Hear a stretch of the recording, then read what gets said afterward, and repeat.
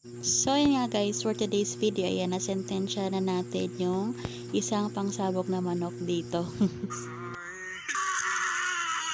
So yung luto na gagawin ko pala dito guys is adobo, and lalagyan ko siya ng tanlad para matanggal naman yung lansa ng ating manok. So ayan, habang nagluluto tayo is magkwentuhan muna tayo guys. Alam niyo guys, kapag binabalik tanawan ko yung mga nangyari sa buhay ko nung ano pa lang ako, teenager. Alam nyo yun, parang nagiging super emotional talaga ako kapag inaalala ko yun. Kasi, alam mo yun, parang hindi mo na-enjoy yung kabataan mo, ganun. Alam nyo ba yun, na sa murang edad is, ako yung nagtayong nanay at tatay ng mga kapatid ko. So, hindi dahil sa naghiwalay sila mama at papa, hindi sila naghiwalay, kundi nag-work lang sila sa malayo. Ganon. So, yun, kailangan nila kaming iwan.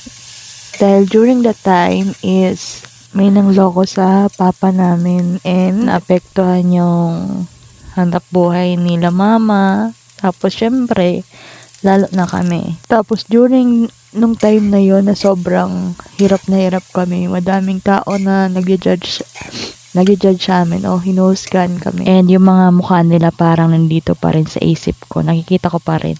Tapos yung time pa na yun, grabe pa yung awa ko sa mga kapatid ko noon kasi minsan sumisigaw na sila dahil nagugutom, ganon. And ako dahil bata pa rin naman ako, wala akong alam kung ano yung gagawin ko. Parang umiiyak na lang rin ako kasi nakikita ko sila na ganon yung kalagayan nila. Kasi minsan noon parang nawalan kami ng ulam kasi hindi ako marunong mag-budget.